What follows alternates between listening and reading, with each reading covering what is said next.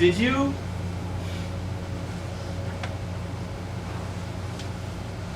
stay mindful of happiness as much as you could? Yeah, that was honest. You said like this. It means that you tried and you did your best.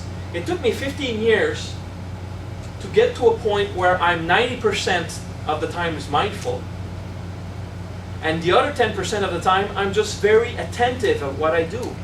Because it happens sometimes I need to be very attentive at what I'm doing. But if something would happen, my natural state of being is to be aware. So I wouldn't react with anger or fear of being abandoned because he called me an asshole. That affected my self-esteem. I should have destroyed the esteem principle from the start. How do you do that? Well, it's another seminar. Okay? But you'll get it eventually. When the Hindu chanted Om Namah, in the dictionary, Nama means I salute. But what it really means in the structure of the word, in the bija, signification of the syllables, it means I acknowledge the, or I acknowledge the existence of something. So Om Namah Shivaya, those who practice the Hindu mantra of Shiva, Om Namah Shivaya is acknowledging the existence of Shiva. It's not I salute. But then they forget this acknowledgement and they go salute Shiva, who becomes a person because you say hi. And then God is impersonated, then it does not exist. That God does not exist. And that is why the Buddha told, the gods that you pray do not exist. He didn't say there's no God. He said the ones you pray, the way you do, it's an illusion. Okay? If your divinity is a person, it is limited to human traits, and it is a flawed concept of divinity. If you don't know God, then it's real. So you simply acknowledge the existence of something. So we're going to acknowledge the existence of something, okay? We're going to say Om Namah Sukyanandaram. Okay? Not thinking that Sukyanandaram is someone, but it is a state of being that I acknowledge. Okay? Om meaning from the universal source of complete mindfulness of self. I acknowledge.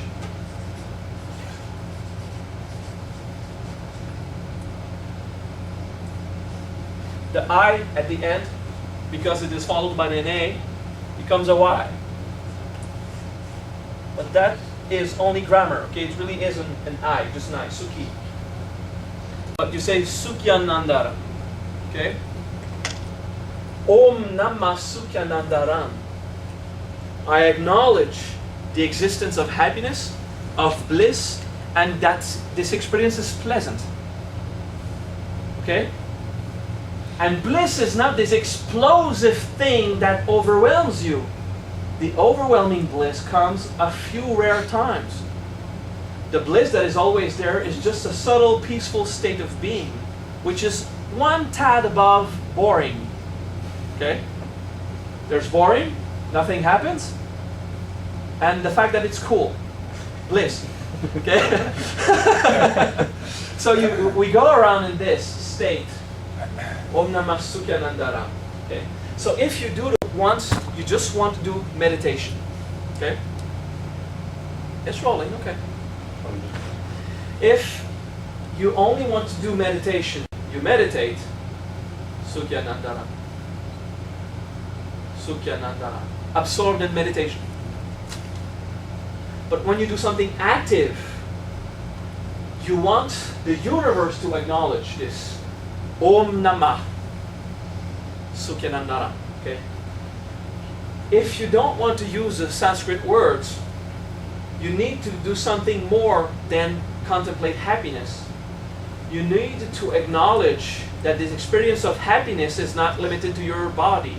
Everything in the universe feels that. Okay? Breathe Om Namah Sukyanandaram. or breed your state of happiness. And contemplate that this happiness is not limited to your body. You are aware of it in your body only because you have senses limited to up to the surface of your skin. But this experience of happiness is not only happening in your body, it's happening everywhere. Because the whole of the universe is moving. Its pool of consciousness is not stagnant. Huh? Om Namah Sukyanandaram.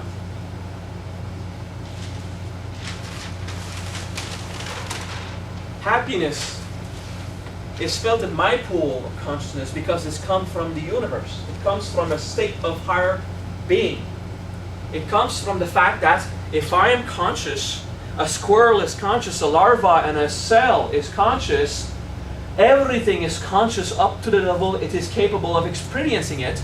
Therefore, consciousness is everywhere, and everything is aware of itself, except what has ego, which is us.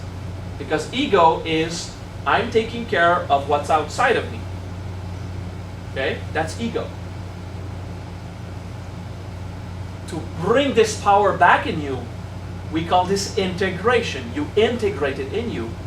When it goes from you outside, it's disintegration. Okay? You don't only lose your power, you destroy its nature.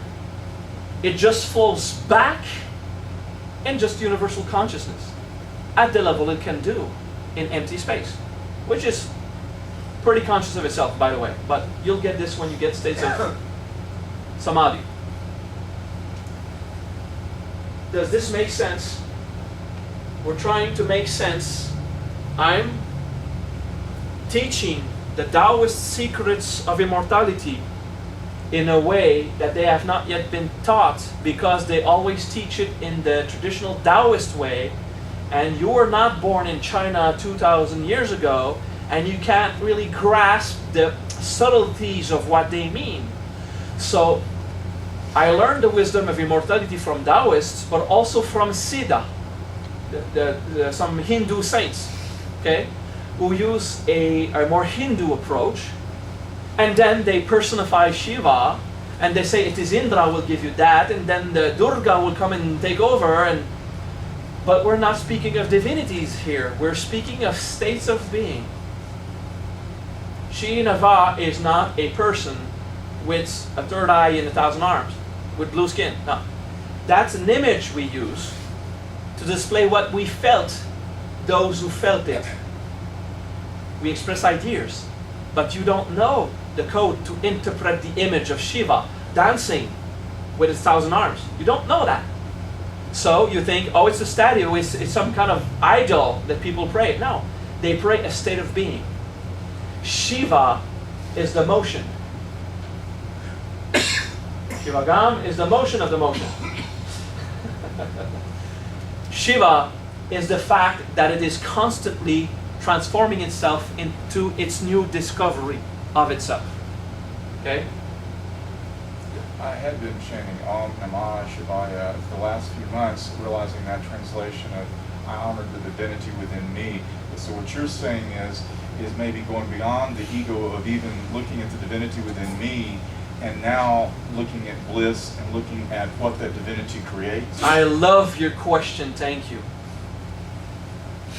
Because most people don't have the patience to understand the words that we use to teach, and to go through experiences, because I have not been teaching you as much through words than through going through experiencing it yourself, you know. And a lot of masters don't know how to provoke the experience in someone else. And the answer is they can't. They need to explain the way to experience it and not explain the wisdom they got from it. Okay? So some masters, instead of explaining how to experience Shiva, they explain what they gain as consciousness when they experienced it. So people go Om Namah Shivaya, Om Namah Shivaya, Om Namah Shivaya, and they have no idea what they're praying. But because the mantra works, and it was given by the master, he transmitted to you something that will eventually awaken it, which is good. Okay? In the dictionary, Nama only means I. When you go Namaste, And those New Age hippies say, Namaste is I honor the divinity within you. No, I honor the divinity within you is a big long Sanskrit phrase, okay? Namo, Namaha, Nam Sara, it's something I forgot, okay? I never practiced it. I don't care about the divinity inside you. I care about the single thing that exists, which is divinity. Nama means hi. So Om Namah Shiva means hi Shiva. It's pretty cool, okay? It's not this big separation idea. I honor divinity within myself. Why do they say within myself? Because if you don't take the time to pay attention to yourself, you're all going to be outside. The impact of this is you're not in a relationship with Shiva outside. Okay? Shiva is not outside of you, nor inside of you. It's not inside nor outside. Yet, it is both at the same time. But while Shiva is outside and inside, it's not in two places. You have to free your mind to think that this is outside, this is inside. Shiva is everywhere, you float in that. And it's interpreting you, okay? So the experience that we want to get, Om Namah Sukyanandaram, what we're doing is acknowledging a universal state of happiness, and we accept our ability to only contemplate it inside us, because that's the limit of our range of consciousness for now. In not so long, I'll just be saying, walk in a state of happiness, and you will not think, I am happy. You will just think, there is happiness. It will not be localized to you. There is happiness. Om Namah Sukyanandaram. There is happiness. And it is there. And of course it's within you, because there's no separation. Here is not the end of you. It's just the surface of your skin. You don't stop there. It's just your nervous system organ of perception of touch that ends there. You don't end there. You're everywhere. Okay? But you don't know that. So now we play a game, so that you'll know that you exist other places than in your body. For this game, one person will be starting and the other will be waiting, okay? So you have someone who will be the mover, and you'll have, let's say, the recipient, okay? The one who receives, okay? Decide this now. And it doesn't matter who starts. Okay, so you got it? Second place, so it doesn't matter. Okay. The mover, the transmigrator, the one that will do the moving, will fix the left palm of the receiver. The receiver will present its left palm to the eyes in a way that it will be, no, just resting on your lap, but don't go like this, because he won't see you. You need to go like this, so that the receiver can feel the gaze, yeah, okay, and you relax. Now, the mover will fix the inside of the palm of the receiver. Fix the palm with your eyes. Look at this palm, look at the hand. And through imagination, imagine that this hand is you. There's only one person at a time. There's only one person at a time doing it. The mover is fixing the hand of the receiver. The one that receives, allow the consciousness to come in. The one that moves in, imagine this is my hand, this is my new body, this small limited hand, this is where I exist. Now you don't stop existing in your legitimate body, you just forget about it for a moment and you go into the hand of the other. And there is consciousness. And if you know a mantra, you'll do it. Om Namah Sukyanandaram. Om. And you get this feeling. And take a breath and relax. Okay? Did you notice the receivers? Something happened. So Lucille, tell me, what happened in your left hand? I felt the expansion and weight, and I felt just this overwhelming happiness. It overwhelmed you because you're available to that. Okay? It's useful for you to give your testimonial because he knows that he produced this effect. Okay? Shiva guy. I felt much tranquility. Tranquility. Was it the same effect as your right hand? It was different? I think the right hand was a heavier feeling to it. Okay. than the left. So it did produce a difference in your feeling than before they did the actual transmigration. We call this transmigration, okay? You're here, you don't go there, you just already exist there. It's not migration, it's transmigration, just bang, this is your consciousness there, okay? We'll exchange, okay? The once mover is the receiver is the new mover or transmigrator, okay? So the mover fixed the hand. The receiver, pay attention to your hand. Now you fix with your physical eyes, you gaze, you look with opened eyes at the hand. And once you have the good contact, you go into your mind, imagine this is my hand, this is my new body, I exist in there, and you close your eyes and you imagine that you're completely in the other person's hand. And that is what you are.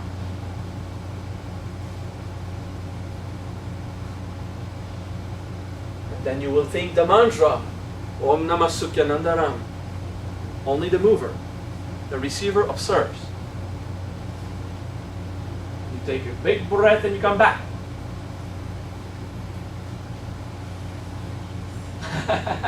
Mary Jane, what was your experience? Well, he came here, then I felt this whole hand go, and before I knew it, it was like a spiral all over. You got the entire pool affecting you now. Okay. What is your name again? Janelle, Janelle, what was your experience? I felt tingling. The tingling. How many people felt the tingling? Okay, you have like more than half. The tingling is chi. It's the energy that is so dense that it's starting to create little shocks in your nerves. That's the tingling, okay? It means that it did not only happen at the level of mind, it started happening at the level of body, at the energy level, your nerves, pop, pop, pop, pop, pop. Okay? More than half of you got this little tingling. That's the great presence of that, okay? So do you understand that through these few testimonials, now you know something happens and you were not touching, you were gazing. Now sometimes you walk on the street and you have a feeling, oh, I'm observed. And you turn around, I was waiting for you. You know, sometimes you get the feeling of presence, of consciousness, of an awareness, not through your five senses. Because consciousness is not limited to your body. Okay? Wherever you pay attention, your consciousness goes, and you're not stuck in there. Okay? And now you experience it through transmigration to the hand. We'll do something even more cool. Okay? Since no one has mental illnesses here, we can do that. If someone had a mental illness, I would put this person with Corey because she's not going to be affected by such a thing. But you are going to exchange states of being. You won't take other people's demons, the negativity and all that, okay? It could happen if you were not in a spiritual growth process. If you just play the game, you get up other people's crap. But if you're doing this in a state of joy, you're safe. So you'll come back to your original role. The transmigrating mover that was once at the first attempt will re-become it, and the first recipient will become again the recipient. The mover. Look at the face of your target.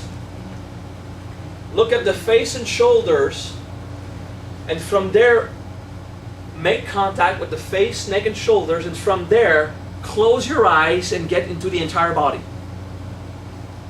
You see the person, you get there, close your eyes, get in the body. You're not moving in the body, you're already there. Just pay attention, this is my body, I exist there.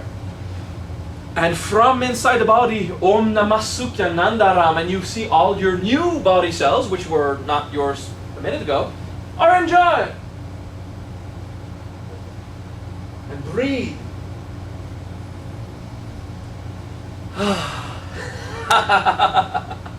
And you relax. And you come back here and you say, okay, that was cool. So lift your hands, the receivers that actually felt the alien presence, not as an offense. Did you feel the alien presence, something that was not naturally you? Okay. Was it offensive? No? Okay, because our intention since the beginning is joy, joy, joy. Now, they asked me, Maha, why do you teach this? It's dangerous. You're teaching people how to throw bad, evil eyes and stuff. You're already doing it. I'm teaching you to be conscious of the process, but you're already throwing your curses at people when you take a half an hour to have an argument with someone in your head who's not there. Okay? You're actually doing the curse thing just like we just did. You're going in there and you're producing this negativity.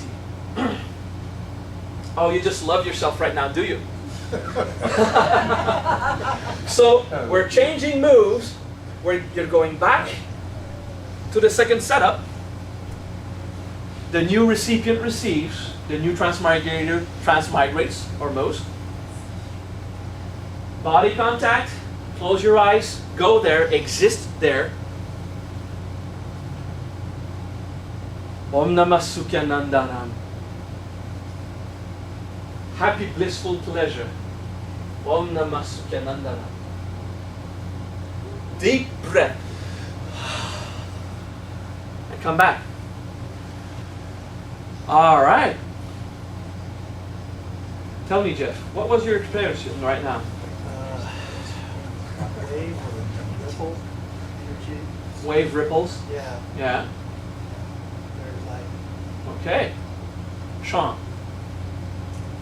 It was like when you do self-awareness, but there was more self-awareness, but it seemed like it wasn't me. Okay, so unintentful self-awareness. Someone was self-aware in you, but it wasn't you. Yes. Okay. So, well, how could two people be at the same place? There was not two people in the same place. There's always one consciousness, constantly, everywhere. And if you are paying attention there, this is where you're self-aware. And then you pay attention here, this is where you're self-aware. Okay? You get that? All right. I really need you to think about this, to breathe and relax, because this experience of self-awareness and joy, you are conscious that now you have an effect. You're constantly affecting everyone. You've never been unaffected by anyone. You've never been unaffecting to no one either. Even in isolation, you pay attention to someone, they start also to isolate. State of mind you have, where you put your attention, produces the effect. Want to know how to cast a spell? Have a target and a state of being, and then pose it. All right?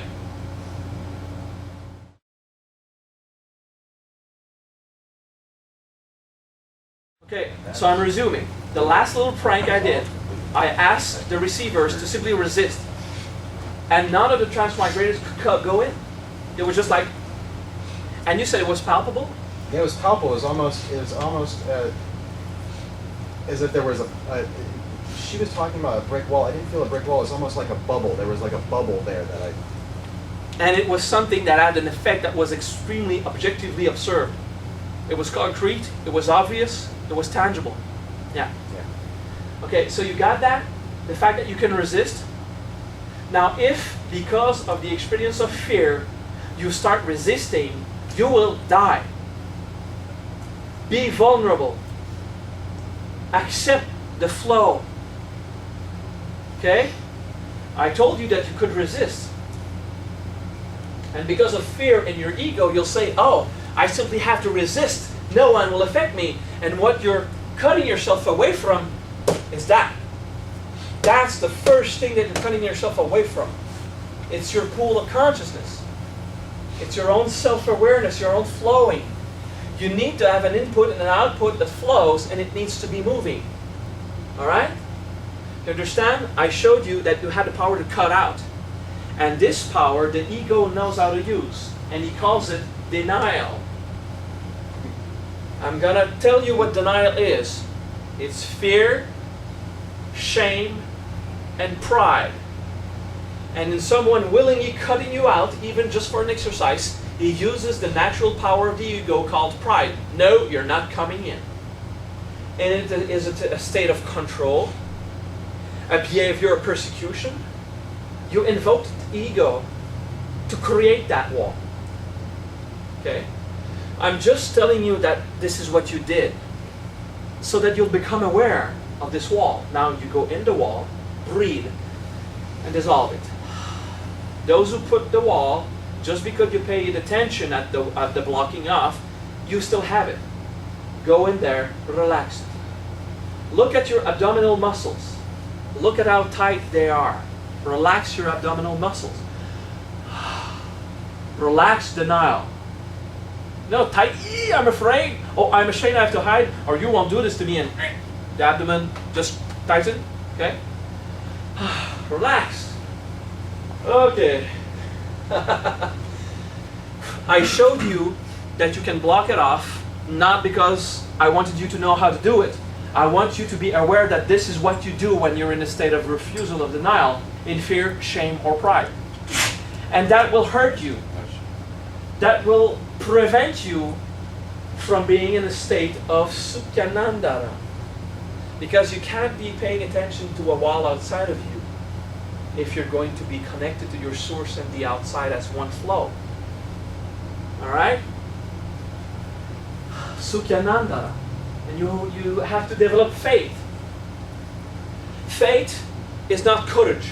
Faith will not throw away the fear. Faith will not resolve insecurity. Faith will be a state of happiness regardless of the actual fear and insecurity. It won't remove it. It'll keep you focused regardless of the fear and this insecurity. You get this? Faith is not about non-fear. It's not the absence of insecurity. It's the higher power. It is a grace that is given to you. Now, if you have faith in God, you don't have faith. Okay? Faith in God is not just faith. Faith is something you experience just there. It says if it's faith in something, then it is a dogma. It is a system by which you're enslaved to a system of perception and a relation that is, oh, poor little me, and a greater power. That is not faith. That is enslavement to a dogma. However, there is a greater power. But you don't have to push it outside of you. So what is faith? Faith is just as it is. It is an experience that I cannot describe through words. But to know the true experience of faith, you simply have to stay focused in a spiritual state of autonomy. Everything will be fine. But faith, as in everything will be fine, is faith with the God, but not in the outside God. It is an experience of faith that you have in your interrelation with the conscious state of the universe. Okay? There's something greater than you, but this something greater than you is not outside of you. It flows in, it goes through. That is faith. Okay?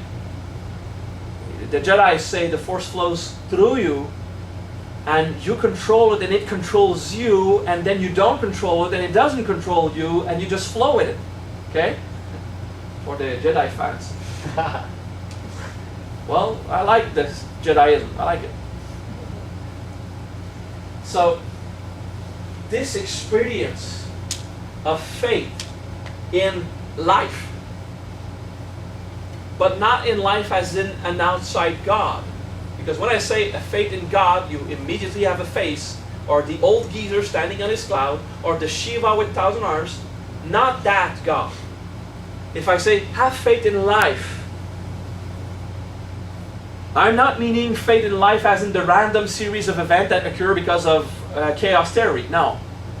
Life as in everything is perfect. And what are my lessons? Okay, so faith is an experience that I can just stimulate through words, but you'll have to find it yourself.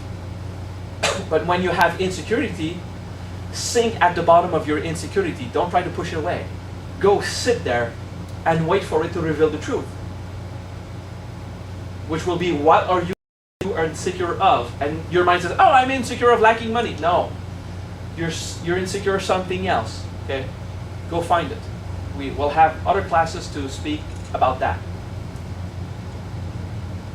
I want you to consider the wisdom and go back in self-awareness. Now that you know that you're not limited to your single body and know that it's just flowing, it's everywhere, and you're conscious of that, and your pool is not a completely hardened surface, it's a filter, but it flows freely. It flows freely anyway. But you have the center there. And the center is not in your heart. The center is the non-place. It's not local, but it's in the middle of the thing that you are, which has no shape. Okay? Which is the soul. And it's good to be effective. Very good. And breathe. Happiness is an experience everywhere. Happiness is an experience that everything and everyone has.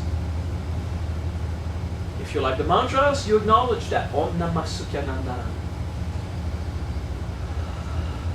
It's okay, keep processing your thing. If you can do both at the same time, you're good. That's how I do it. I suffer and I'm in bliss at the same time.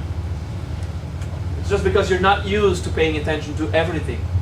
You need one thing. I'm suffering right now. Don't bother me with your blissful shit. I'm suffering. I'm in drama. Okay, I respect. And it takes a lot of training. But once you learn that you're not paying attention to two things, inside and outside, you're just paying attention. And this paying attention is not pushed out. It's just everywhere at the same time. It's just there. You stay conscious. And then you'll be conscious there's a physical body, there's a life body, emotional situations. You can have 2, 3, 4 at a time, and then you have the mind and the soul, and you know yourself as God. You can have all this, okay, with practice, okay, with time and integration. If you suffer, well, if someone has a gun on your head, survive, okay, do what is required to live. Like, give him the money, just live, okay. But when you're not life-threatening situation, when your life is not threatened, like I'm in suffering, actually just because I've been alone in the last 3 weeks and she left and my TV broke and all the stuff crap happened and I'm suffering. Instead of trying to push it away, breathe, sit in the suffering and observe. And allow it to move again. Don't move it. Stay conscious. No mantra, no nothing. Just, that is suffering. And when you can go further, I'm suffering because she left. No, I'm suffering because I'm attached to something that left. I have to let go. It's okay to be attached. It's natural. When it wants to go away, you need to detach or else it's going to hurt. It's only management. It's not solid attachment. But I can't detach because I'm afraid of being alone. Well, what's the purpose? You are alone. Being afraid of being alone is not a good reason to invoke when you don't want to detach from something that it's too late. It's away. It's gone. Okay? Be humble. Humiliate yourself. Humble means self-humiliation. I am not proud. I am in sorrow. I'm not saying I hate myself. I'm saying there is no pride. Oh yeah, you guys, when you say, I'm not proud, what you mean is I hate myself.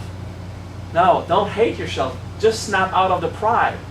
She left me. I wasn't worth it. Worth does not exist, okay? Worth is a cause of suffering. She left you for her own reasons. Let go. Okay? Breathe. The husband left you. The lover left you. It happened. Well, not for the good reasons. Okay, well, if it was the good reasons, you'd still be in the same suffering. And if it's the bad reasons, you'll still be in suffering. Well, it's his fault. He's the guy who left. It's his fault. Why should I feel bad? It's his fault. Well, regardless whose fault it is, you feel bad. Okay? I don't have to feel guilty. I didn't do anything wrong. Regardless if you did anything wrong, the moment you feel guilty, you feel it.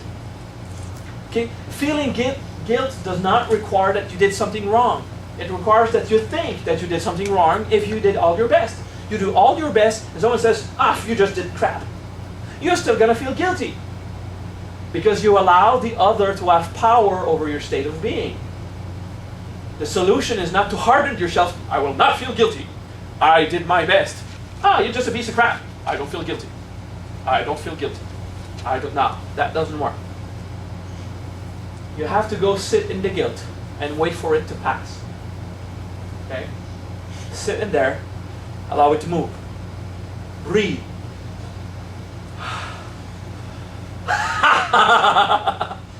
I noticed that some people who do integration are extremely hard on themselves. You can do it softly. Okay, there's jackhammer style integration when you want to dig up the bad shit from a long time. It's okay. It's useful actually. You can integrate 20 years of suffering in 1 year and be done. Some people in my students got the experience of enlightenment in 1.5 years. But they've been doing 2 or 3 hours of integration every day, sitting in conscious state of suffering every single day.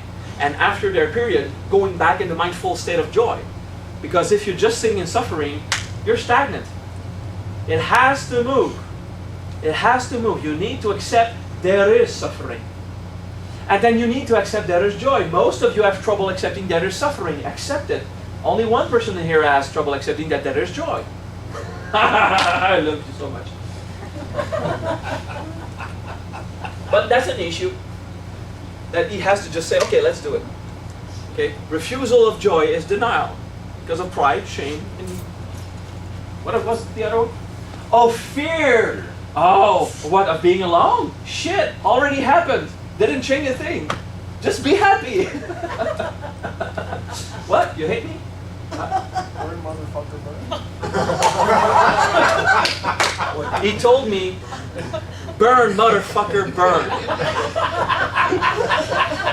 And I so appreciate that you reminded it to me, because now I'm going to deliver the wisdom. Okay? He just said words of wisdom concerning himself. Okay? He did not display hatred. He took a wisdom I taught last week when I heard this Samantha song, burn, motherfucker, burn, burn, motherfucker, burn. I'm going back from where I came before I met you. How could I not see you come so big you were? Burn, motherfucker, burn. And when I heard this song the first time, I was absorbed in the bliss of the wisdom.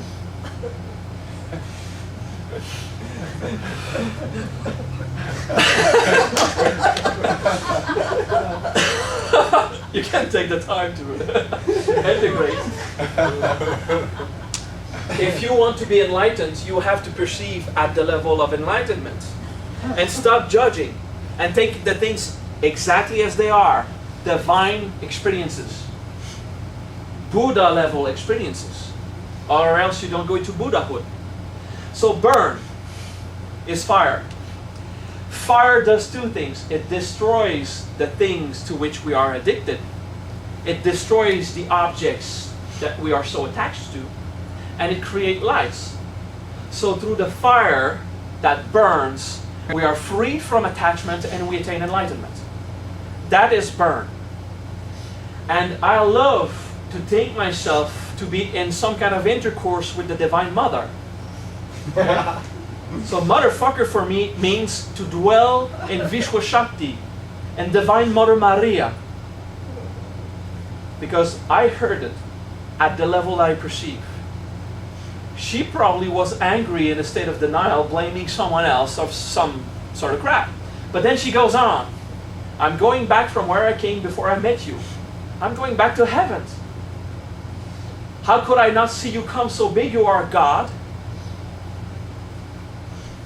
You see?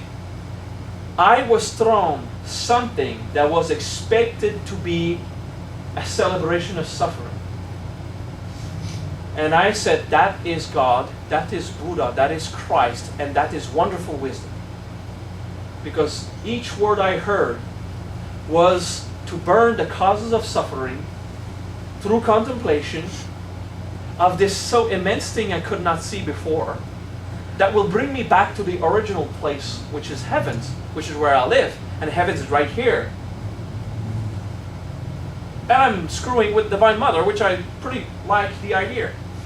I have no judgments regarding being in sexual intercourse with the thing that gave creation life. Okay? That might make me the father of all things, if I have the mindset, if I have the experience of that, which I have the case. Maybe you want to try it out. Do it now. Be one with all things. Practice. Okay? Practice.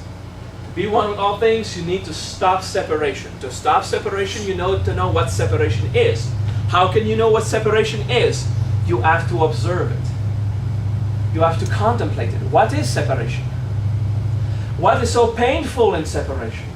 What is keeping me away from self as divine? What is keeping me out of bliss? I look at it, and that is called integration. And there's a way to do it efficiently, and we'll learn about this another time. There are tons of seminars where I gave good introductions about that, but I'm speaking about how to go in your suffering and accept it, and let it rise, but don't dramatize. When suffering rise, don't put on the mask and start playing the game. Oh, poor me! Stay stable. Stay harmonious. They're suffering. It hurts. And you don't run to someone to get attention out of it. You don't go seek a savior. You don't use that to nourish your ego. I am alone. The solution is either not to be alone or to dissolve the suffering that has to do with being alone. And then be in a state of peace. Free yourself from your addiction of other people. Maha, did you just say we can't see people? No! I just said free yourself from the addiction so you will not suffer when no one's around, and then you'll enjoy yourself with so much freedom when there's people around. There's freedom. I was teaching to Amalnyana, your big difficulty is your need to understand. Understanding is important, but if you can't progress until you understand the experience, you will suffer because you can't understand such a thing that is beyond the mind. You can't understand the soul. You can observe it and contemplate it and be aware of what it is. You understand? Understanding is important. But if you are enslaved to understanding, if you're angry when you don't understand, oh, I don't understand, the concept of understanding becomes a cause of suffering. Look at what causes your suffering, the need to understand. It doesn't mean that you'll never understand anything anymore. No, it means that when you don't understand, you'll stay happy. And when you understand, you'll stay happy. Okay? The goal is not to be rid of understanding, but it's not to be addicted to the need to understand everything. I need to understand. Why?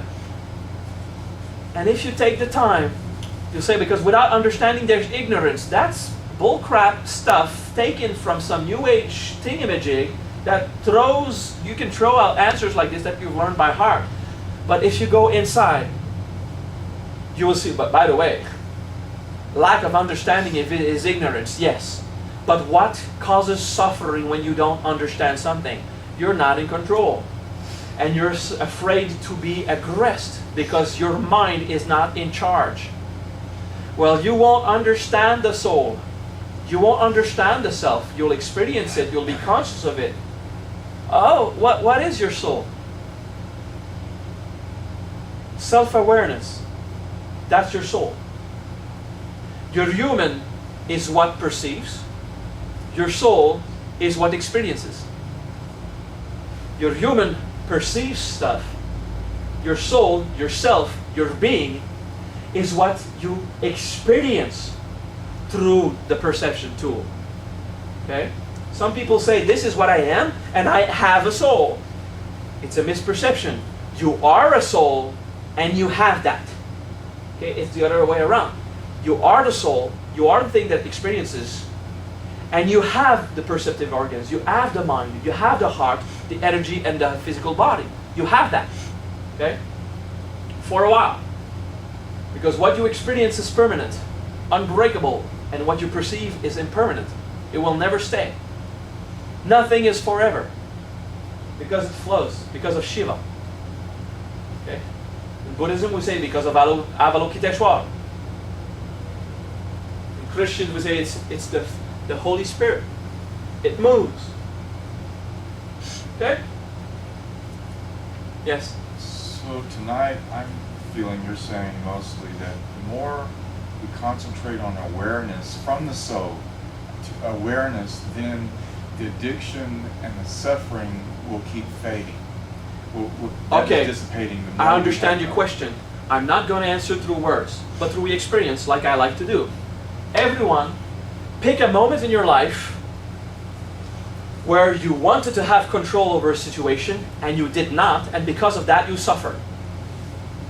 You can go to your teens, you can go to your young adult life. Pick a moment where you just wanted things to go your way and they didn't, and because of that you were very angry. Okay? Breathe in your abdomen. You got one? You got one? Yeah? Breathe in the abdomen. Sit and feel. Don't try to understand. Don't try to resolve it. Don't forgive. Don't change. Don't resolve the issue. Look at your energy invested in wanting to understand and the result, which was suffering. Look at the thing you needed to control. You wanted it to be your way and you suffered, and replay this in your mind. And replay it in your mind. And go sit in the experience and reawaken the bad feeling. You get it? Stay there. Stay in this bad feeling inside. And breathe. Sit in emotion. Did you feel abandoned? Rejected? Maybe you feel guilt? Sit in the emotion that came and breathe. And relax. The more you are aware, the more it's losing power over you. I'm not going to explain it to you, just look at yourself. Look. The more you have this emotion there, the more it's dissolving, the more it loses power. You see? Through experience, you find an emotion, you replay it through your mind. So integration is do this for every single emotion that you did not resolve in your life. Every trauma. Every time you went in therapy for 10 years and you still haven't freed yourself from it. Even if you understand in the in the mental intellectual process, which is also the emotional body, we'll learn that later on. Understanding the situation does not resolve it. Understanding the situation gives you access to the emotion. Now you have to sit in the emotion so that the consciousness will dissolve it, so that your pool will move and the putrid sewage will just start to flow away. Naturally, you're not going to push it away. If you try to push it away, it's denial. I don't want it. I'm afraid. It hurts. I'm too proud. I'm ashamed. It hurts. I'm abandoned. It's sad. Don't push it away. Sink in there. You have a depression for 10 years? Take 2 days in complete absorption of your pain. Your depression lifts. A few months later, you still have too much depression. Go isolate yourself 2 days. But the thing is, don't isolate yourself in the role of the victim. Don't isolate yourself in the suffering, nourishing it. I'm so alone, I'm so bad, ah la la. No. You breathe, fixed. You observe, you get up to eat. You don't play TV or music, you don't entertain yourself. Observe suffering. And it will dissolve. Now we pick easy things. Pick something, you wanted it to go your way, it didn't, it hurt. So you got this little emotional response. Because now we're in seminar. When you're alone, go take your best life trauma and face it. Not doing anything. not breaking stuff on the walls, not reacting, sitting still. It's not coming up, but you feel there's something inside it, it's not rising, sit still and observe it. You'll have a perfume of this abandonment, and it will raise. How much time did it take you when you did it? You couldn't feel something, and you did what? 15 minutes of mindfulness for it to, the emotion to come back? I tried abandonment for about 30 minutes, and I wasn't solved with it. I didn't completely. If you just take abandonment as a whole, you have like 500 hours of accumulated observation to dissolve one complete experience such as abandonment. But one little situation where you felt abandoned. Remember, you were at the toilet, you said, I gazed for a few minutes since we left, and I get it. I couldn't feel it. Okay. And do you remember how long did it take for you to reawaken the emotion? Oh, 5 minutes. 5 minutes. So you have been trying to integrate and go feel your emotions, and it didn't rise up, so you thought it didn't work. You needed patience. You stood and you fixed it without nothing else, reminding yourself the play when you were miserably sitting alone with no money. And then eventually it started to dissolve back. The surface started to come up and go up. That's why you have to do integration. That's why you have to go sit back in the emotions that are clogged, okay? Because you have stuff in there that is just stuck. So your conscious pool of water is just moving around the obstacles. And the more you purify your pool of consciousness, you just make one step in a state of Sukyananda now. And you're reacting again. You're in fire. And you just want to burn, motherfucker, burn. You never wanted to stop. Okay? You just want to stay in this fire that destroys your cause of suffering, which is attachment to things, attachments to people, and attachment to your identity. What's your family name? Chapman? Okay. You know the reaction when you're young? You won't come and piss off a Chapman. Well, you're not a Chapman. Okay, that's a tag they put on you, but I mean, you're not that. Do squirrels have family names? I mean, do cows, birds, or larvae? Do other biological systems have family names that they gave themselves? Do they even talk? Okay, so they behave in clans because it was their way of survival. But the concept of having a name is not something you were born with.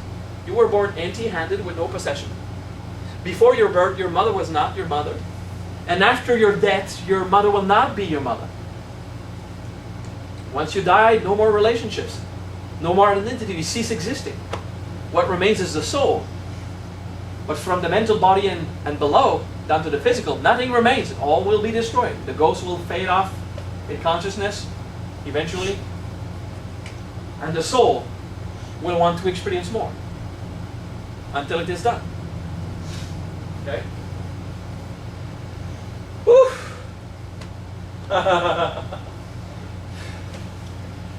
I want to give you something more tonight.